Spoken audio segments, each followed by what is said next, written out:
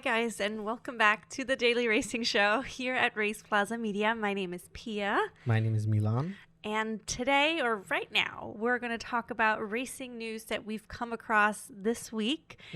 You're going to be leading the charge this week. My week has been a little crazy, so I haven't had too much time to catch all of the racing news. So thankfully, you've been on top of it, so I appreciate it. No problem. That's what I'm here for. So why don't you start us off with some news? Okay, so I'm going to start off with something a little sad, but I didn't want to end the video with something sad, so we're going to kick it off with something sad. Okay. So, one of the past Dakar winners actually passed away this week. His name was Kenjiro Shinozuka. He won a long time ago the Dakar, and he was a rally driver or rally racer. He also won 2 separate stages on the WRC, so the World Rally Championship, and he passed away this past week. So I just wanted to, I guess, pay a little homage to him, and then of course say rest in peace. Yes, definitely. And our condolences to his family, but also big feat because he won the Dakar, I believe, with a pickup truck. In the pickup truck category or whatever. Gotcha, because I don't think there's a real pickup truck category at the moment. But, it was also like back in the day when he won, when you didn't have all of these different categories, how you have to pass and the stuff like that. So really cool that he, of course, won it. Nice, yes. I think there's also a lot of Japanese drivers that do race in the WRC, so I guess it makes sense, but it's of course very unfortunate he passed. Of course. Do you know if he was already older? He was already older. I mean, not to make this even sadder than it already is, but he did pass away because of an illness. He had cancer. So, but still, I still wanted to bring it up and mention it because obviously it's a great feat to win the Dakar. Yes, the last time he competed in the Dakar was in 2007. Okay. He ended up coming 59 out of 109 people, I think. But I think anyone who has ever watched the Dakar knows that it's still a very big feat to just finish the Dakar, because I think less than 50% of it make it all the way to the end. So still a very big deal to make it that far, you know? I 100% agree. I mean, we watched our first Dakar this year, which was absolute insanity. If you guys haven't watched Dakar, either watch the highlights or be ready for next year when it's happening, the full Dakar rally, because it's truly a spectacle visually, but also what an immense human feat that people are able to accomplish that. So he won back in 1997 in a Mitsubishi. Sorry, it's more of a SUV situation. Oh, okay. Got it. Oh, I see. Yeah. So it almost looks, it has, I feel like, the shape a little bit of like a Range Rover. Yes, it's a Mitsubishi Pajero. Okay, nice. Probably smaller than a Range Rover for sure, but still. Yeah, something like that. So that is the first news I wanted to talk about. Okay. The second news, which I thought was actually very, very cool, because I have a few things to say about MotoGP. Ooh, okay. So apparently BMW is scoping out the situation to maybe also join MotoGP as one of the constructors or manufacturers. Interesting. So that'd be really, really awesome. Okay. I think, the more diversity you have in teams, the better. 100%. I agree. So they're, I guess, looking closely at a future at a MotoGP entry. Nice. So I'm excited. I'd love exciting. to see it, to see them compete, because I do believe, if I remember this correctly, because I made a video about this, but it's been a couple of weeks or maybe like a month or so, they are part of the Superbike World Championship. Nice. Which, in case you didn't know, the difference between Superbike and MotoGP is that Superbike uses tuned-up versions of bikes that you can buy at a dealership. Yes. They need to be available to the public, and I think at least 2,000 units need to be made available for sale, because otherwise they'd be like, well, we make 10 of these, So prevent manufacturers from doing that. And MotoGP, they build bikes specifically for racing. Oh, okay. Yes. Yeah, I remember. That's awesome. I do now remember that I also had a MotoGP news that I remembered reading. It's about Pablo Acosta. Yes, that's Did my you other read news. That? Yes, okay, yes. gotcha. Nice. But go ahead. So from what I remember, and correct me, of course, if I'm wrong. So Pablo Acosta is, I feel like he's been kind of the rookie that people are talking about. He's in high regards. People are even kind of naming him or speaking of him in the same vein as they spoke about Marc Marquez when he had first started. Yes, which I'm always a little hesitant. I know, I think you're just setting people sometimes up for failure by doing that. Just let this dude do his thing and then ride your own path. Yeah, ride your own path. Yes, very good. I like that. Right? So I feel like, so I agree. That's a little wonky. But so I read that, because remember, so they rode in Qatar last, which was the first race of the season. He did have, it started off really great for him because he came all the way up. I think he started a little bit further, like mid-pack, then he went all the way. I think he was competing almost for podium, and then suddenly he fell back again.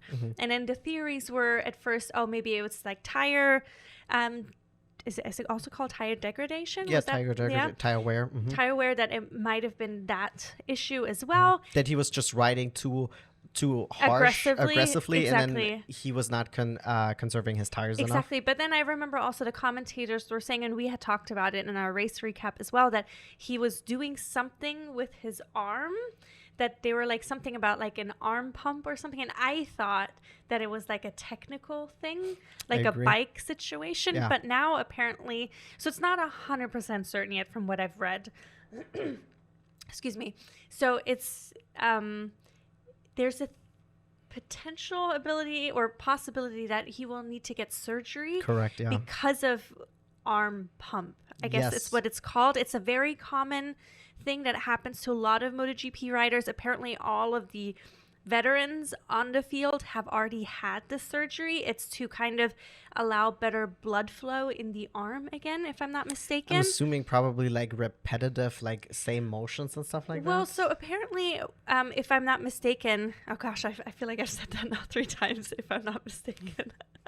So he had adjusted the seat or the positioning of his posture on the bike, which had then caused him pain in his forearm. So now the thing is, they're racing in Portugal this week, and they're looking at to see whether or not he will still continue to have the pain. If so, then he will have the surgery, because they have a 3-week break in between this race and then the following race. So it'll be enough time, I guess, for him to recover. Hopefully recover, yeah. Exactly. But I thought it was so interesting. I would have never thought that was a thing, like that there's a potential issue with blood flow in the forearm. So based on the posture that they ride, that could cause so much pain, and that they could just get a surgery and then they're fine. Yeah, it's wild. We're both obviously very new to the MotoGP world, so if you guys have more details or information about this whole situation, let us know. Yeah. But I thought it's very interesting. It's good to know that there's an easy fix to help these drivers or riders. But I also was baffled that so many of them have had that. It's such a common a prevalent thing. Yes, that it's such. I don't know if it's also kind of this thing like how a lot of like maybe soccer players get the same type, or football players get the same type of surgery, how like tennis players sometimes like with the shoulders and stuff like that. I don't know if that's this. Yeah. And it's just a side effect of riding for many, many years, because obviously even though he's new to MotoGP, he has been riding all his life essentially. Yeah. Right? This is not something he just picked up last week, Thursday. But I also wonder, is it maybe because now he's at this top level, the bikes are different, the impact on the body is different? Is that maybe it's a combination of all of those things? Or is it the years of riding, like you said? Like, yes, he's still young, but he's been racing majority of his life, I'm sure. Yeah, I mean, I guess I guess we'll get more information. Well, first of all, let us know in the comments down below if you guys know. But we'll definitely keep an eye on the situation. We'll be talking about it more on the pod. Yes. And I guess, but hopefully, I mean, it doesn't seem like it's a big surgery, and it seems like very helpful. Yes. So, of course, always the goal is hopefully he doesn't need surgery. Yes. But the good thing is it's an easy, quote unquote, easy fix. And if that will help him stay competitive and hopefully win some races this year, would be awesome. Yeah, that would be awesome. Get it, my boy. Yes. So, last news I have this week. Okay.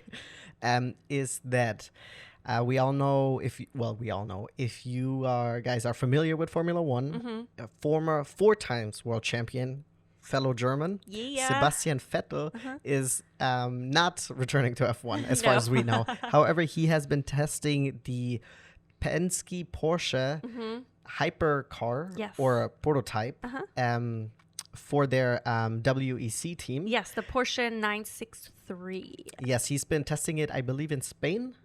He's going to be part of a 36-hour endurance test because I guess they're testing the cars for that long amount of time to make sure that when they are participating in Le Mans in 24-hour races and such, that they will, not fall apart. Well, the car and also I'm sure the drivers, that they have the endurance to drive those stints, the heavy. I mean, I would imagine. I don't know for sure, but I know also he didn't just. I don't know if he test drove in Spain, but I read that he test drove for sure in Weissach. Yes, at the Weissach.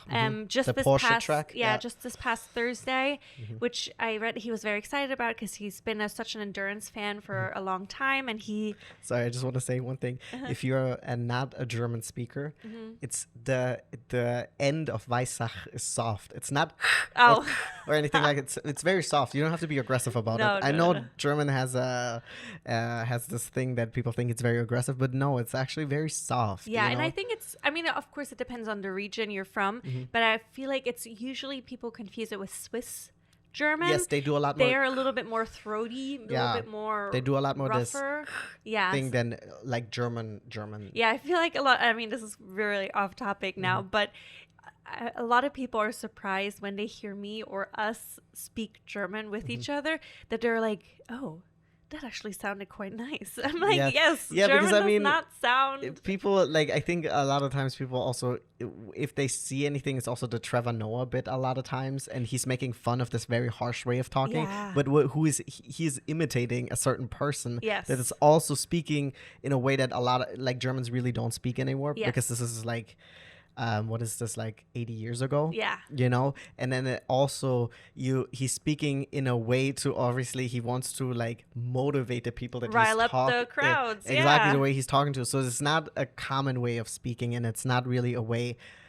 I grew up speaking German. We grew up, and I don't know anyone actually growing up that was speaking in that way. I mean, like, even English 80 years ago sounded different. Like, even American English sounded different, or American English on TV sounded different. So it's not. Yeah, and the way we grew up, we don't do also the hard R's, the way they roll their R's and stuff like that. I've never met anyone who spoke like that while living in Germany, and we lived in Germany for like almost 2 decades. Yes. So like we've met plenty of people. Yeah. So anyways, we got completely off track. Yes. Vettel racing a Porsche. I would love to see him. I said this before, and I said this in a different video. I don't want him to come back to F1. No. I know this is. I want new people to come. I mean, we love him. He seems like such a great person. Yeah, he's such a character. He's so entertaining on and off the track. He's quite the flirt. But I still want to see him racing, just not in F1. So I'm excited that he's trying or going the endurance route. I think that would be really cool to see. Absolutely. Yeah, I would love to see him. Maybe we would love to see him if he could race together in a team with Mick. I know he's done that before. Mick Schumacher, son of Michael Schumacher. Michael Schumacher. Shoemaker, I think they say in English. I'm not quite sure. Yeah. Schumacher. Schumi. Yes. So that it's really awesome to see him back in a car racing. I don't know if I will be very surprised if there would be any footage about the testing. I don't know if that's usually kept on the DL so people don't see what the Penske Porsche can do. I don't know. But I know there's not pressure necessarily on him solely, but I mean, there's quite a big reputation with Penske, or the Porsche Penske. They've been around for so long. Yeah, and they've been winning a lot. Yeah. So they have quite a high standard to uphold. So he has to prove himself. Yeah, I'm not worried about it. But he said, I mean, there's quite a learning curve that he's been learning. Yes, of course. And then he said, but the team and everybody there has been really helpful and supportive of him. I mean, like, who wouldn't be stoked to have a 4-time F1 world champion in their car? And I'm sure, I mean, he's still fit. He still has the hunger, I'm sure, to win, and he will give it his all. He's not just winging it. So imagine if he's going to be in Le Mans this year. I mean, I wouldn't doubt it. Is the Porsche Penske, well, I feel like maybe we should have looked up this answer beforehand, but is the Porsche Penske driver lineup already confirmed? I don't think so, because I think they have 3 cars. Oh, three yeah, Porsche they have multiple 963s. They have 3 Porsche 963s that are competing at the Le Mans this year. I don't think the driver lineup has been announced yet. I feel like it's quite early for a lot of, at least from the previous endurance races that have been happening this year that we've been following. Driver lineups are usually announced fairly late. I mean, not. I don't know, because I'm not saying for Le Mans the lineup, but I know for example, we know Mick is part of the Alpine team. Oh, we have gotcha. De Vries who's racing. So I didn't know if like it had been announced that he had even signed. We have Jensen Button who's going to be racing in the WEC. I mean, so you're meaning if he's part of like the official roster? Yes. Yeah. Yeah, that I don't know. I think that would have been bigger news, and I would have come across I think so. that. I think he's still testing. Yeah. And then depending on how the 36-hour testing will go, they will make their official decision. But I mean, tell us if we're wrong, if we misread it, or if maybe you know that he's officially part of the team or not. But yeah, like you said, I'm super excited about him, that we will still continue to see him racing. And maybe one day we'll see him and Alonso together in a car, like we've been wanting. What is this? Alonso, Verstappen, and Vettel. So only world champions. I mean, that's not possible because they need the drivers of the different like levels, like platinum. I'll be the bronze. The bronze driver. Because like even though I have no experience, they'll make up the speed that I'm losing. I don't know if they can make up that much. They will. Don't worry about it. They will combine the forces. What is it? The Holy Trinity. Are you doing Illuminati? No, I was thinking more like the Triforce in Zelda. Oh my god. In the Legend of Zelda. I went a different way, and then my first thought was Transformers. Ow. All right, it's getting out of control. We're gonna finish this, wrap this up. So first of all, get in the comments, let us know what your guys' thoughts are of Vettel returning to the racing world. We are very excited. Difficult thing to say as a German word. Yeah, the W's can sometimes be a little bit tricky, but that's off topic again. On topic. Yeah, let us know in the comments below. Remember to like and subscribe. We really appreciate you guys, and we will see you tomorrow here at the Daily Racing Show. Yes. Bye-bye.